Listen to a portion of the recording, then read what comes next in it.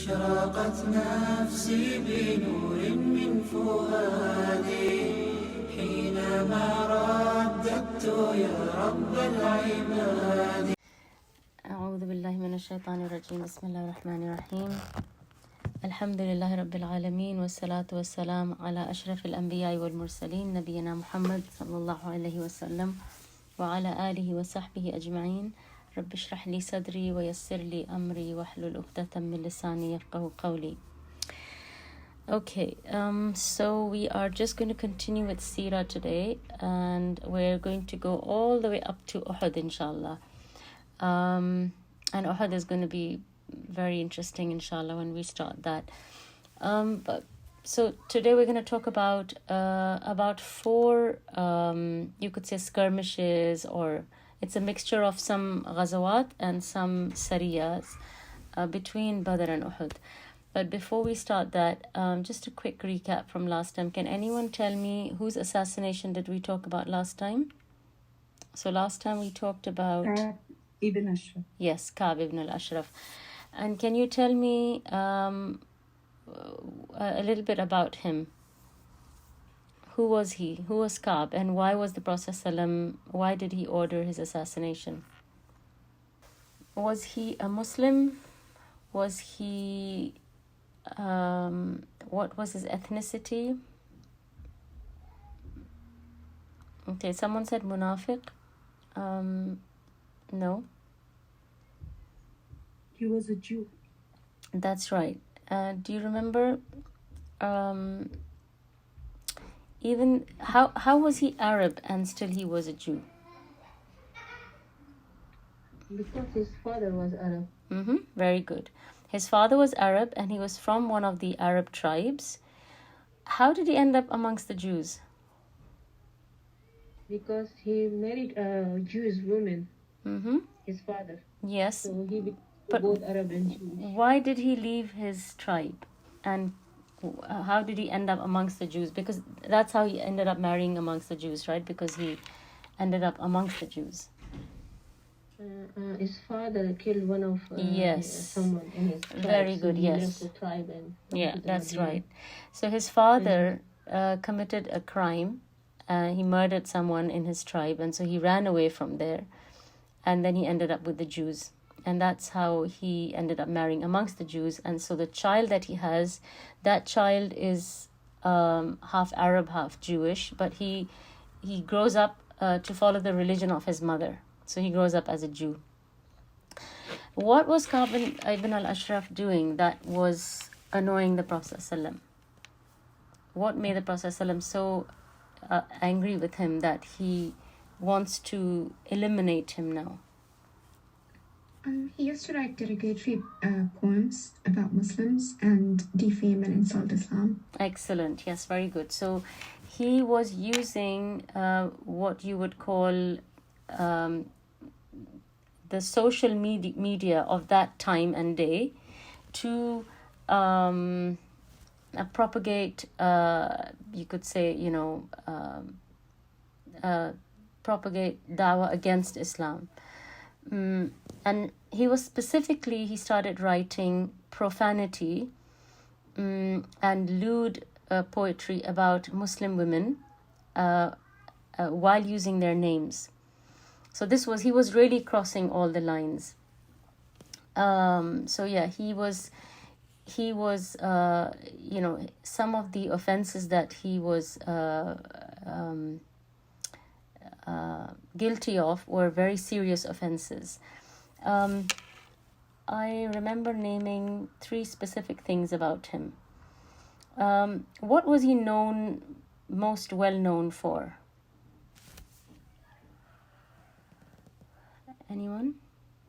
Richness, handsome, extremely handsome, and very good poet. Yeah, very good. He was known for his wealth. He was known for his looks. He's very handsome, and he was known for his skills at poetry. And the 3 main, you could say, precursors to, upsetting the Prophet ﷺ enough to want to eliminate him. One was, like the sister mentioned, he was writing poetry which was it was a very provocative poetry against Islam and Muslim women. He had secretly gone to see Abu Sufyan after the Battle of Badr and formed an alliance with him. And he was from the tribe of Banu Nadir. So they had, they had an agreement that they would not, have any contracts with anyone other than the Muslims while they're living in Medina, or you could say coexisting with the Muslims in Medina. But he went against that contract, and he went and he, forms an alliance with Abu Sufyan. So he's becoming politically dangerous to Islam. And the third thing I said about him was that there's the possibility that he was behind the plot of feeding the Prophet ﷺ a poisonous meal. There's a Jewish woman, she invites the Prophet ﷺ, and she prepares a meal, but she poisons it. Even though this took place after Uhud, this incident, it seems like he might have sowed the seeds, or he might have been the idea behind this attempt at assassinating the Prophet ﷺ. Anyway, so these are like some serious reasons that the Prophet ﷺ had to, ask for his elimination. Can anyone tell me in a nutshell how the assassination was carried out, and who was the person who volunteered to do it? Okay, so the name of the man who volunteered to do the assassination is Muhammad ibn Muslima. Maslama. Yes, very good. Muhammad ibn Maslama. What tribe was he from?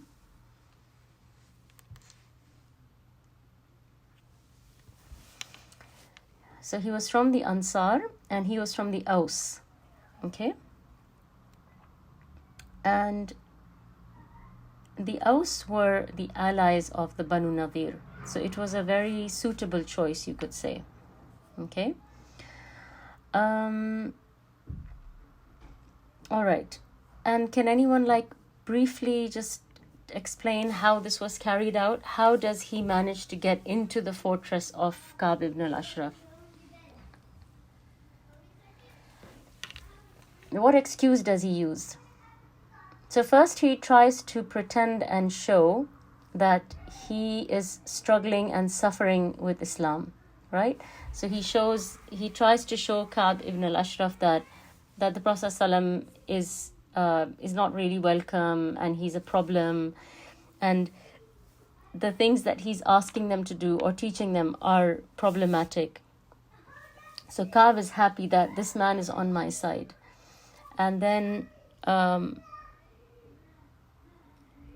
he asks to borrow either money or food. So he says that we're really struggling since the Prophet ﷺ has come, and we need to either borrow money to give in charity because we're being asked to give, or he says that we want to borrow food because we're running very low on supplies. And so Ka'b says, okay, but I need a guarantee that you will return this to me. So they have an agreement that what does he agree to keep as a guarantee with Ka'b? Because Ka'b asks for women. He says, we can't keep our women because you're very good looking. Then he says, give me your children. He says, we can't keep our children as ransom because when they grow up, people will make fun of them that you were kept in ransom in exchange for food. So he says we can't keep our children either. What is the third thing that he suggests and they agree upon? Arms. Yes, very good. Arms, very good. Ammunition and arms. And arms are something which are precious. They have value. So he agrees to that, and he says, okay, that seems like a valid suggestion. And so they say that we're going to bring them late in the night. So they bring them late in the night. He's newly married. He's with his wife. They call out to him, and he goes downstairs. And what do they do? What do they do next? They took him away from his house. That's right. And they said that he's smelling very nice. Very and then good. they caught his hair, and they pulled his head down to smell it. Mm-hmm. And then during this act, Muhammad bin Maslama, he passed a gesture so that the other people who had come with him would attack him, and that's the way they killed him. Yes. So And they made sure he was fallen dead. yes. So, but remember, when he gives them the signal to chop to like attack him, or to stab him. When they start stabbing him, what happens? They realize he's wearing armor, so he comes prepared as well. Even though he trusts them and he knows that there is nothing suspicious about them coming, because he already had an agreement with them. But still, he wears his full armor and he comes down. And when they start stabbing him, they actually realize that they can't attack him because he's covered in armor. And at that point, Muhammad ibn Maslama, he draws out his knife and he cuts open his abdomen. And Ka'b ibn al-Ashraf drops to the floor. But there's a lot of noise that has started happening by now, and so his guards and everybody are starting to wake up and, realize that there's some problem. And then in the meantime, these people manage to escape and get away. And yes, like you said, that they make sure that he is dead.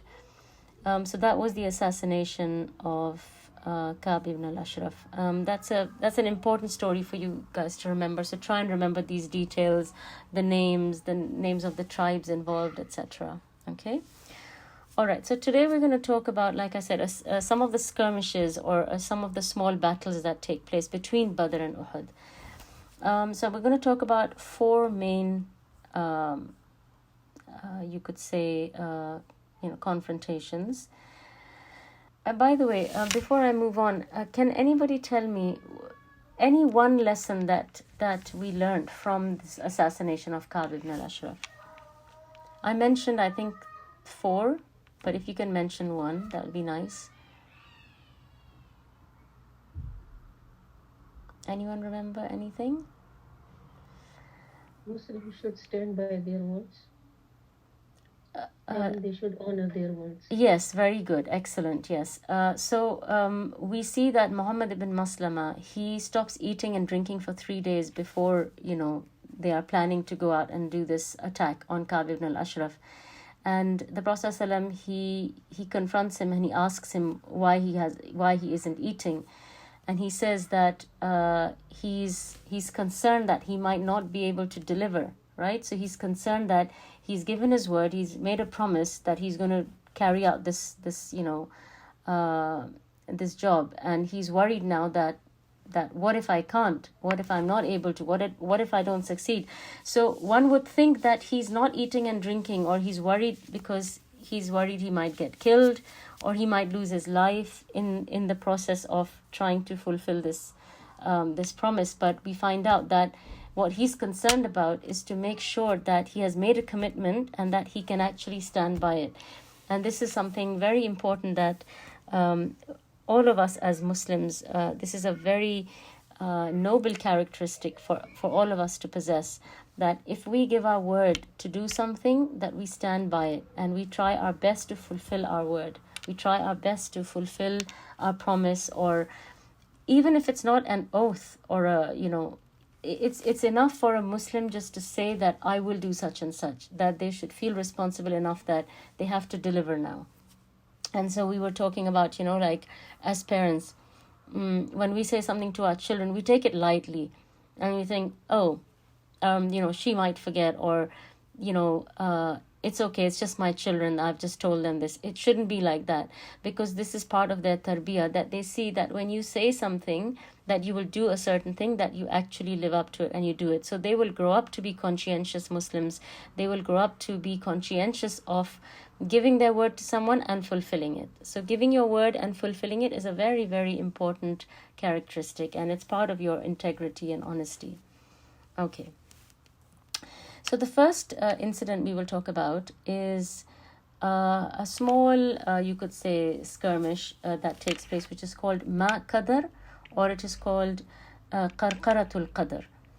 And it is its name is derived from the place where it takes place. There are some tribes, neighboring tribes in Medina, which are planning to launch an attack on Medina on the Prophet ﷺ. And this happens very often. You will see this, like almost like a recurring theme, that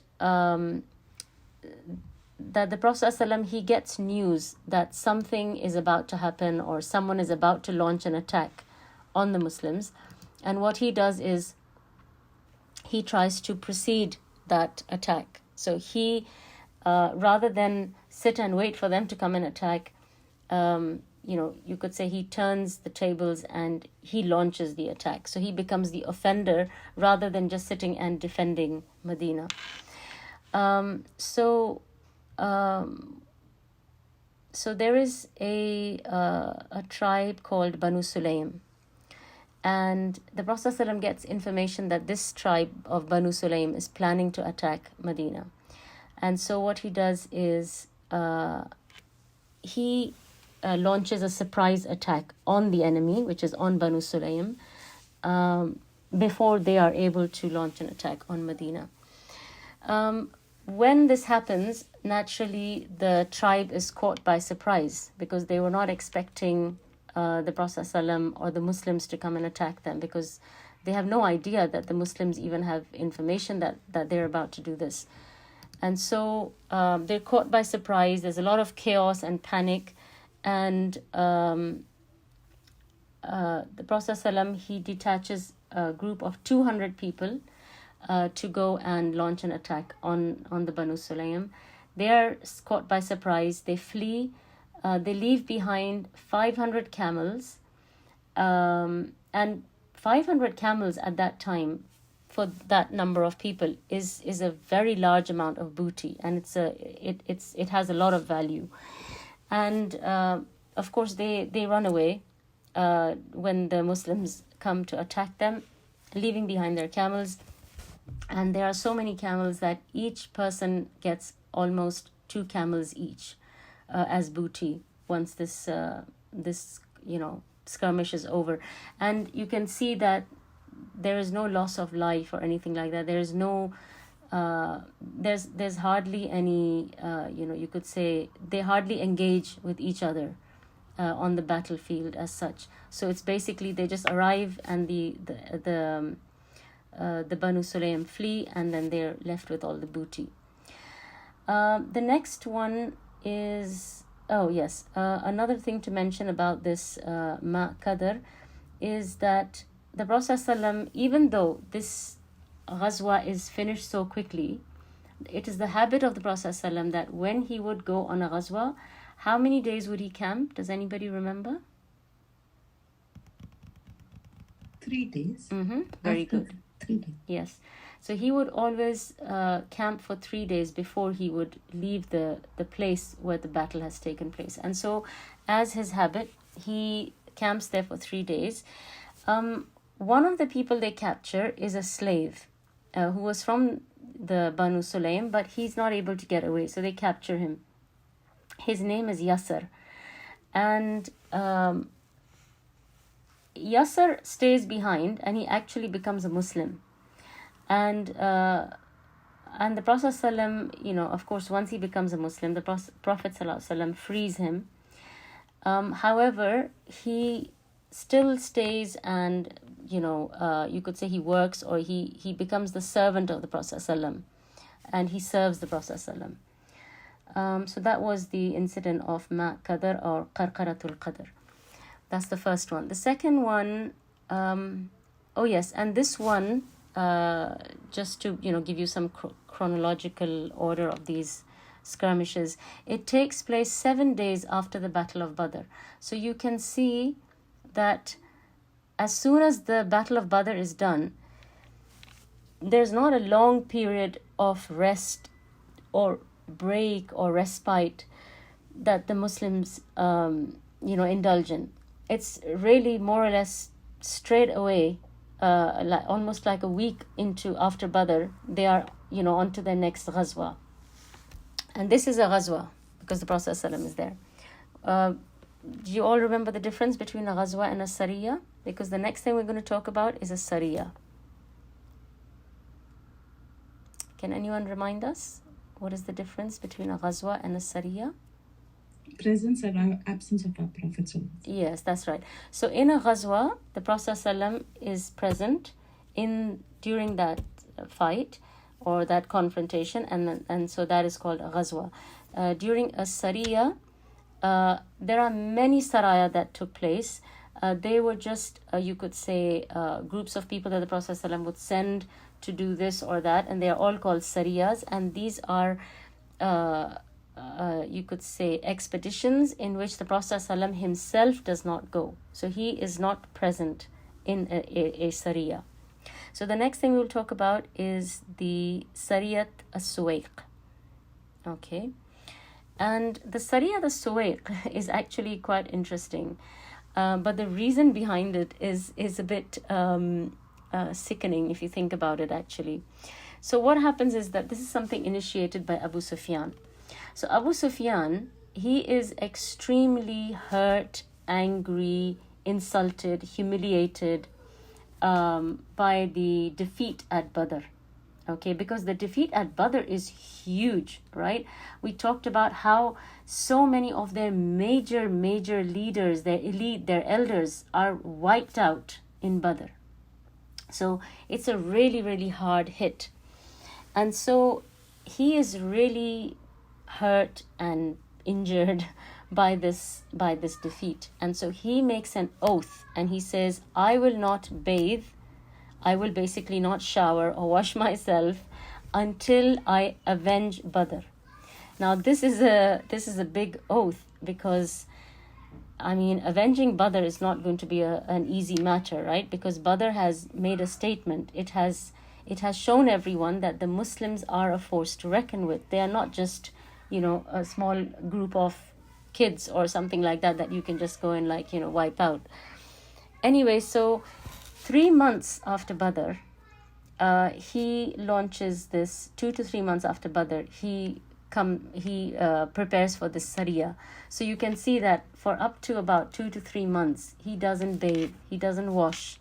Even after Janaba, he does not wash himself.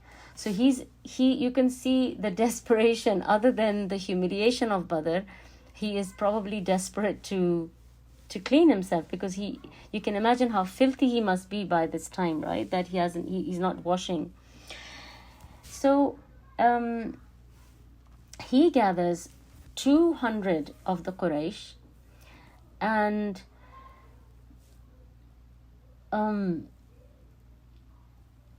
he goes and meets up with one of the leaders of the Banu Nadir. Okay, and his name is Salam bin Miksham, and he is the head of the Banu Nadir. And Abu Sufyan, he goes and he stays with him, and he stays with him, he speaks to him, and he manages to extract some very valuable information from him about how or what are the possibilities to attack the outskirts of Medina.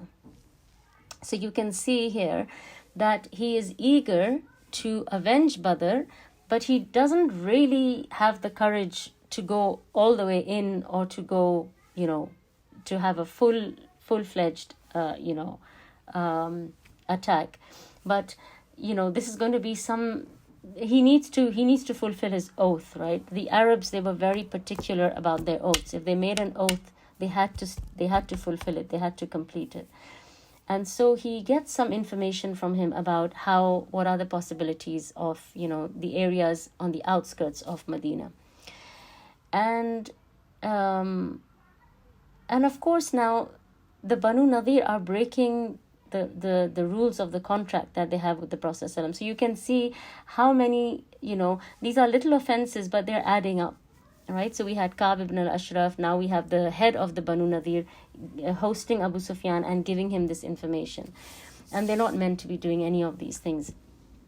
So, because it is a big thing, right, that 3 big Jewish tribes get kicked out of Medina. So there is some justification for that, because like we said, that these are not attacks based on ethnicity or racism or anything like that. These are attacks based on their behavior, their actions, their mindset, their disloyalty to the Muslims and to Islam.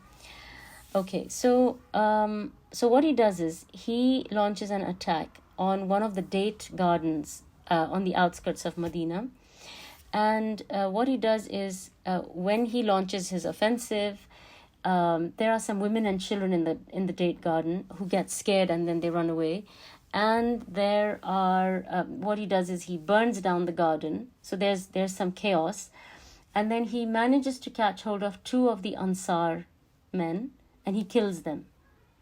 So he kills them, burns the garden, scares these women and children, creates some like chaos. And while this is happening, the Prophet ﷺ gets information that this is going on. And so the Prophet ﷺ, he prepares a offensive or a counter attack, and he gathers, a group of Muslims, and they chase the Quraysh, as they are creating all this chaos. So they go to the place where this is happening, and they try and to fight them, of course. But what happens is when they see the Muslims coming, they flee, and so as they're fleeing, the Muslims are chasing them, and what they do is they just want to get away because for Abu Sufyan, he feels he's fulfilled his vow. He's fulfilled his oath because he's killed those 2 Ansar. Whereas you can see that is hardly a commensurate, you could say a counter offense or a revenge for Badr. But for him, he feels that I've killed 2 Muslims and I'm done. And so as they're fleeing, they want to escape as fast as they can so that the Muslims are not able to catch up with them because the Muslims want to attack them. So what they do is they're carrying bags of suwaiq. And suwaiq is basically, you could say like a dry porridge. It's like it's almost like a dry food supply which they can reconstitute when they want to eat it, or when they need it, or when they need to consume it, they will just reconstitute it. So they have bags of this suwaiq, and suwaiq is basically made of barley, milk, and butter. And so I think they would cook it together and dry it, and then they would pack it up. And then when they want to eat it again, they will moisten it, and then it becomes like a broth or porridge or something like that. So they started cutting off the bags of suwaiq that they're carrying on their camels, just to lighten the load so that they can flee and get away before the Muslims can catch up with them and capture them or attack them. And so they drop a huge load of suwaiq as they escape. And so that is where the Seerah gets its name from, and it's called Sariyat al-Suwaiq, because the Muslims' booty in this skirmish is these bags of suwaiq. They're not able to attack Abu Sufyan or his men, but they're able to gather all this suwaiq and bring it back.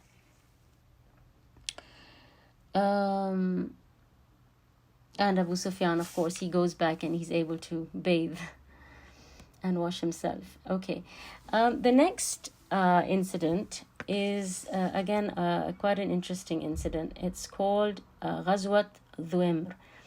And this involved 450 Muslims. And this was against a tribe in Najd.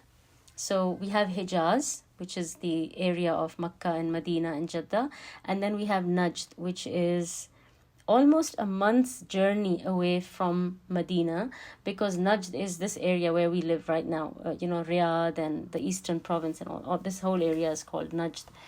So it's almost like a month's journey to come all the way up here. And so the Prophet ﷺ, he makes this journey to fight one of the tribes in Najd. And again, what prompts this attack is, again, information or news that reaches the Prophet ﷺ that this tribe is planning an attack on Medina. And so before they can come and attack Medina, he launches an offensive attack on this tribe. So he goes to their territory to meet them, and on the way he arrests one of their men called Jabr bin Thaliba, who later becomes a Muslim. When they reach the place where they want to meet the enemy, it was raining where they're supposed to have met the enemy. And so the clothes of the Prophet ﷺ get wet. So he takes his clothes off and he puts them on a tree to dry. And he lies down under that tree, under the shade of that tree. So his armor is hanging on a tree and he's lying down under the tree. The enemy's head, whose name is Ja'thur, he somehow manages to sneak into this area where the Prophet ﷺ is lying down. And he comes and he stands right above the head of the Prophet ﷺ with his sword in his hand. And he wakes the Prophet ﷺ up because the Prophet ﷺ is napping. And he wakes him up and he says, "O Muhammad, who can save you from me now?" So this is the head of the army that the Prophet ﷺ has come out to meet, because he's in their territory now. And so the Prophet ﷺ, with complete confidence, you can see his tawakkul and his trust in Allah subhanahu wa ta'ala is complete. It's so pure and so perfect. And with that, complete tawakkul and understanding of Allah's protection for him, he says Allah. So Ja'thur is asking him, "Who can save you from me now?" And the Prophet ﷺ answers and says, "Allah." As he says that, Ja'thur just falls back and he drops his sword. And the Prophet ﷺ, he picks up his sword and stands on top of Ja'thur and he says, "O Ja'thur, who can protect you from me now?" And Ja'thur pleads to the Prophet ﷺ and he begs him and requests him to spare his life. Eventually Ja'thur becomes a Muslim and he goes back to his people. And they ask him what happened, because he's the head of the tribe and he's come back as a Muslim. So they're all confused of what happened, because that's the end of this, this confrontation. And he says, a tall man stood in front of me and pushed me in my chest.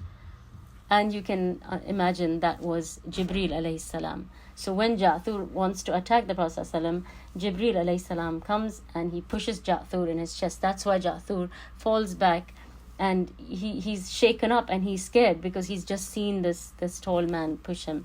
And so, he becomes Muslim. He invites, his tribe and his people to become Muslim. And many of them become Muslim, and this is one of the miracles, of the many miracles of the Prophet ﷺ, and one of the many miracles that happened at the time of the Prophet ﷺ.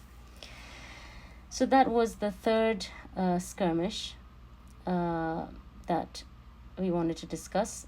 So far, can anybody name the three that we have talked about? It's good to try and at least remember their names and a few, details about them.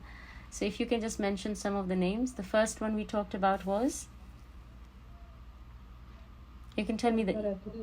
Yes, Qarqaratul Qadr or Ma Qadr. Ma, as you would say, water, right? So the water of Qadr or Qarqaratul Qadr. Very good. And in Qarqaratul Qadr, do you remember the name of the tribe that the Prophet ﷺ fought against? Banu Sulaym. Yes, very good. Okay, the next one was a Seerah we talked about. What's that called?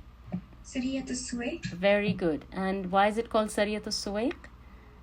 Because of the food that got left behind. Very good. Yes, that's right. So that was the booty of that Seerah, because they cut off all the bags of Suwayq. That's what the Muslims collected, and so it's named after that. You could say it's like the Seerah of dry porridge, but it sounds strange in English, but in Arabic it's Sariyat al-Suwayq. And this one, the one that we talked about just now, what is this one called? Ghazwat Dhu Imr. Okay, and what area does this take place in? Is it Hijaz or Najd? So Ghazwat Dhu Imr takes place in Najd, and the Prophet ﷺ, he does this almost like a month's journey to come up to this area to fight this tribe, and tables turn. The head of the tribe becomes a Muslim. His name is Ja'thur, and they capture one man who also becomes a Muslim, and his name is Jabr bin Thalaba. Yeah?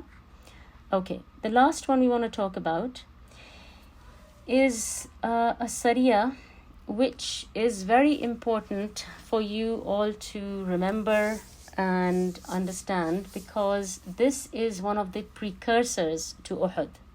Okay, so this is called Sariyat Qirada. Okay, and this takes place a few months before Uhud. Like, as I said, this is one of the precursors of Uhud. And it takes place in the third year, in the month of Rabiul Awwal. Okay, and it is, if you remember in Badr, the reason Badr took place was because they had that massive caravan, which was their annual caravan, right, which would have a huge amount of their wealth that would be taken for trade to Syria, right? So they have this annual caravan, right? That was the reason Badr took place. Now it's time for the second year, and again their annual caravan. So this time, and at that time, does anybody remember who was the head of the caravan at the time of Badr? Abu Sufyan. Excellent. This time, the person who was put in charge of this annual caravan, which is a huge caravan with tons of their wealth, his name is Safwan ibn Umayyah. Does anyone remember who Safwan ibn Umayyah is? He became a Muslim later on. I'm not sure if he becomes a Muslim later on. But if you connect him to Badr, do you remember who Safwan ibn Umayyah is? Somebody's brother, was he? Yeah, so his brother and his father, they were Assassin. both killed in Badr, right? Umayyah bin Khalaf is the owner of Bilal, radiyallahu anhu. Yeah? And so Safwan is Umayyah's son. So he is in charge of this big caravan this year. And he is desperately looking for an alternative route to safely take this caravan from Mecca to Syria. So they would have two caravans, right, in the winter and in the summer. So their winter caravan used to go down to Yemen, and their summer caravan would go to Syria. And what they would do is they would buy goods from Yemen and sell them in Syria, and they would buy goods from Syria and sell them in Yemen. So both these trade routes depended on each other, right? And they were connected to each other, you could say. And of course, this was the main livelihood of the Quraysh. And with the Muslims possibly, ambushing these caravans, they are really, really struggling now economically, all right? So he's trying to find a trade route where the Muslims are not going to find this caravan and ambush it. But as he is, looking for a route, he says most of the coastal regions are Muslim now. And a lot of the trade route going up to Syria, even if they were to go through a different route, is a lot of these areas have become Muslim. So one of the things that this shows us is that Islam is spreading fast, right? So you can see that in the beginning it was just Medina, and now through dawah, through interaction, through trade, through traveling, or through different means, the Muslims have managed to get the message across, and a lot of tribes have become Muslim. So the tribes are along the coastal region, the tribes along their trade routes. A lot of these tribes now have become Muslim. And so this caravan is at danger of being attacked from anywhere. So they really have to think hard about what to do. So they come up with two possibilities. They say we could go up, you could say westward through Yambo and all the way up and then come to Syria. Or we could go eastward through Najd, Iraq, and then come to Syria. So you see, it's become such a problem for them that what is one of the things that happens when they could simply go from Makkah to Syria, right? That's going from A to B. Now they have to go A to B, B to C, C to D. So what is that? How is that a loss for them? What are the disadvantages of such a long route? Time. Very good. Time. So time is of essence, and so the time that they could have used to trade, they're just using to get to the place where they have to trade. The second thing that it will also use, if you use a longer route. Expiry of goods? No. Because a lot of their goods are like leather, gold, things like that. The Muslims had time to plan. A longer route means more resources, right? They need more food, more water, more, resources to keep them going, because now this journey, which would have maybe taken them, that's right, and they will get more tired. So the journey that would have taken them, let's say 10 days, is now going to take them maybe 2 weeks or more, because they have to go all the way up and run. And like I said, going up to Najd was like a month's journey. So you can see that they are spending more now just to do the same trade that used to cost them much less. So this is all extremely difficult for them, and you can see the Prophet ﷺ's strategy and his skill in planning, in thinking, that he's not only causing them physical harm, but he is causing them really, you could say, sharp economical harm, right? Economical harm. And it is, it's brilliant how he's done it. It's almost like they're being strangulated, right? That they want to trade but they can't. So it's very clever the way they are really stuck. So he comes up with a route which, and you can see that through these struggles of theirs, you can see that Badr was a real success. Right? Because Badr not only gave them, physical damage or in loss of life and all of that, but it has really strangulated their economy, right? That they're really struggling. So, Badr is showing, long-term success, right?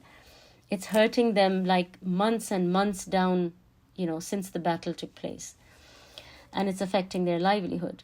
So this is the second annual caravan, and they plan to take it all the way up through Najd, Iraq, and then to Syria. So they're going all the way like in a loop, just to go to a place which they would normally have gone straight up to. And, it is just, Qadar Allah, that, there is one of their elite men from the Quraysh, and he's drunk, and he's talking about this master plan that the Quraysh have for this caravan, and no one is supposed to know about it, and the route that it's going to take is going to be a completely different and novel route that no one has thought about or heard about, and it's going to go up through Najd and Iraq to Syria. And he's talking to a man called Salit ibn Noman, and this man was actually a Muslim, but he had not announced his Islam, and he was still living in Mecca. So he had hidden his Islam and he was residing in Mecca. And it just so happens that this one of the big guys from Quraysh, he's drunk and he's having a discussion with Salit about this caravan. So he's boasting about this master plan, and Salit gets this information and he passes it on to the Prophet ﷺ. And as soon as the Prophet ﷺ gets this information, he sends a Sariyah with Zayd, led by Zayd bin Haritha, to raid this caravan.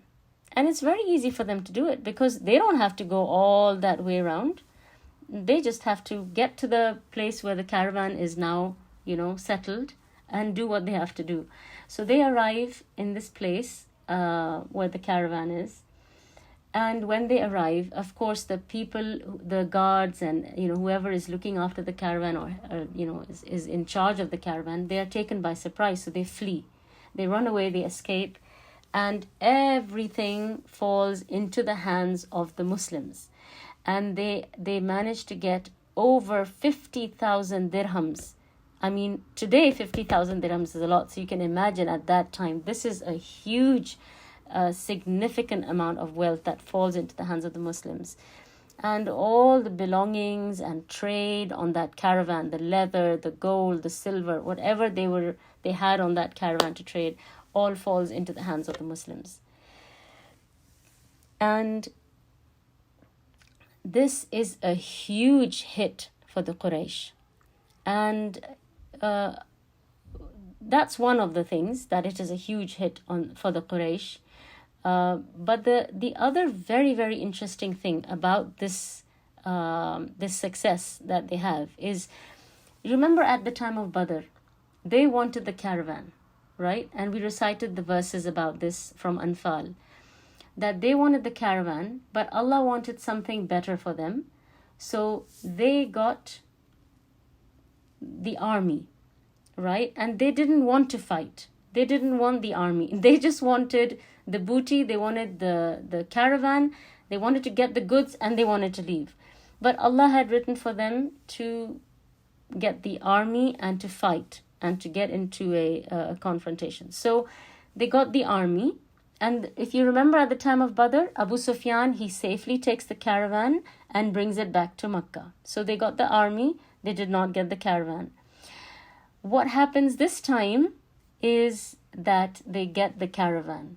And so it's almost like Allah subhanahu wa ta'ala gives them both things, right? So they got the army, and this time now they get the caravan, and they get so much booty that is on all the trade. This is their annual caravan, right? So it has so much stuff on it, and everything falls into the hands of the Muslims.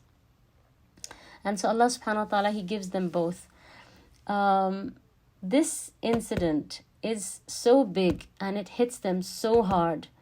Remember, their livelihood is being strangulated. This is one of the precursors to Uhud. Now they are livid. Now they are boiling, bubbling, fuming inside. And they need to avenge themselves, and they need to somehow, you could say, they need to sever, this,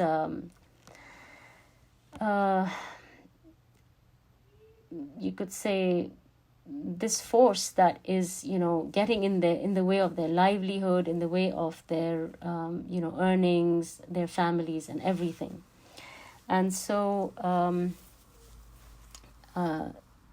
this causes them to assemble an army of 3,000 people, which then leads on to Uhud. Before we get on to that, I just wanted to talk briefly about what are the objectives that these little skirmishes and saraya, or these little ghazawat, what are the objectives that they serve? The first thing we see is that these battles, they helped to train the Muslims and to teach them a few, you could say, strategies or a few, it gives them some level of training to fight. Okay, so it's almost like a training for jihad. And when jihad is fard, or when jihad is fardu ain, anything that goes towards it whether it is training for it or whether it is giving some wealth towards it, all of those things fall into a category of ibadah, and they also become fard. So if the actual ibadah is fard, then everything connected to it becomes an obligation and becomes an ibadah. So they managed to get a little, you could say, a sample of training of how to, fight fi sabilillah, how to fight in jihad.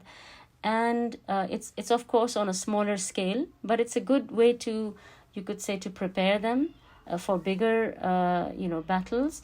And other than that, it's an ibadah anyway. So, it gives them an opportunity to, obey Allah and to worship Allah further. So that's the first thing. The second thing that these battles, they involve traveling, right? They involve staying with the Prophet ﷺ for a certain number of days, right? So the journey, as well as camping there for a few days and then journeying back to the city. And this is all a means of tarbiyah for the Sahaba. So when they get to spend this amount of time with the Prophet ﷺ, right, they get to see him firsthand. They get to see his ibadah. They get to see his salah. They get to see how he makes wudu. They get to see how he speaks, how he eats, how he behaves, how he laughs, how he jokes, how he makes dua, right? They get to see so many things firsthand. And also when you travel with a person, you see a side of them that you don't see when you just meet them briefly, right? So imagine if you know someone and you only meet them every now and again, and you say salams to them, you sit with them, you talk to them. That's all very well. But you will really see them for who they are if you were to travel with them. Because now you're going to be with them for a longer period of time, and you will see them in situations where they are under duress, where they are under stress, where they are under, different circumstances and situations. And this you will only get to witness if you travel with them. And you won't get to see this side or this, you won't get this opportunity as in a small, brief, formal meeting. So this is a very important thing because the Prophet ﷺ's personality is exposed to the Sahaba. And during these journeys, they learn a lot from him. And you can see that, the significance of this goes far and beyond, just them just seeing him and of course, they love to be around him. So this is an opportunity for them to be around him and to spend time with him. But you can see that this is how the sunnah of the Prophet ﷺ, is known and is learnt by the Sahaba and then passed on to us.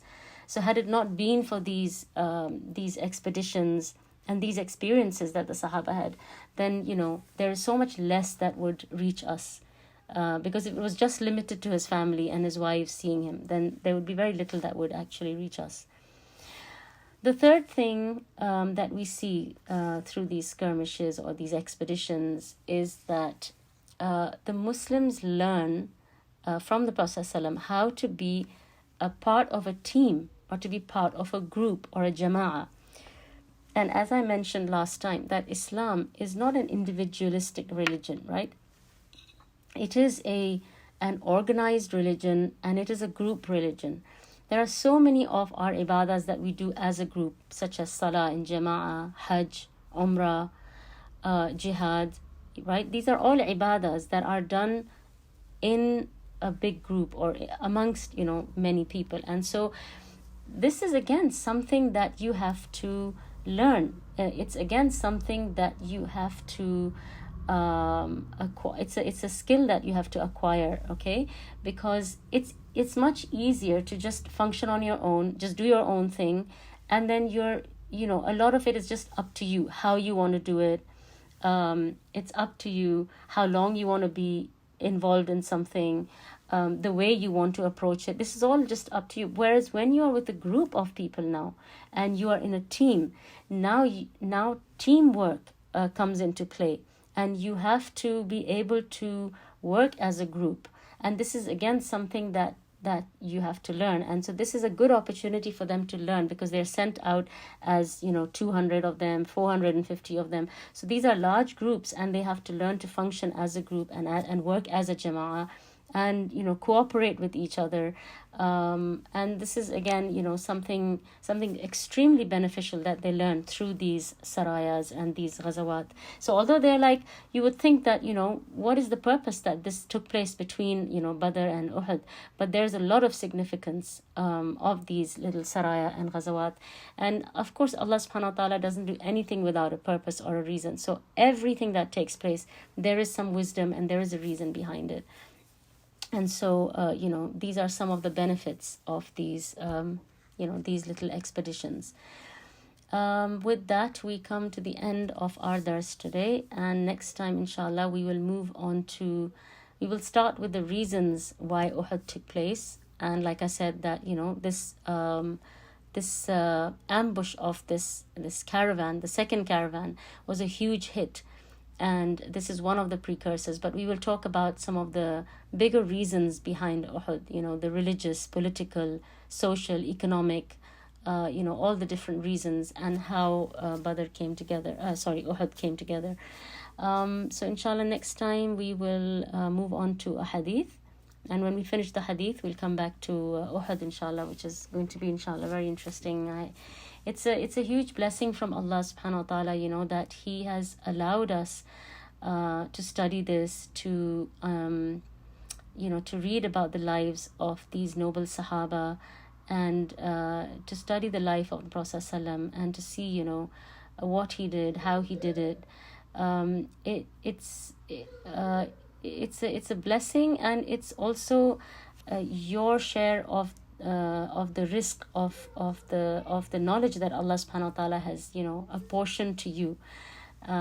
So people at this time are doing various things. This link is sent out, and there are so many people who can access it, but Allah subhanahu wa ta'ala, he chooses the people to learn this knowledge, to be a part of it. So it's a huge blessing. And like you have rain that falls on the ground, so the rain is the same, right? But it's the ground that is different, right? So when the rain falls on the ground, you'll see some areas which remain barren, even though the rain falls on it, but nothing grows. And then you have different parts of the earth which it's the same rain again, it's the same water, but it's amazing how Allah subhanahu wa ta'ala brings different things out of the ground, right?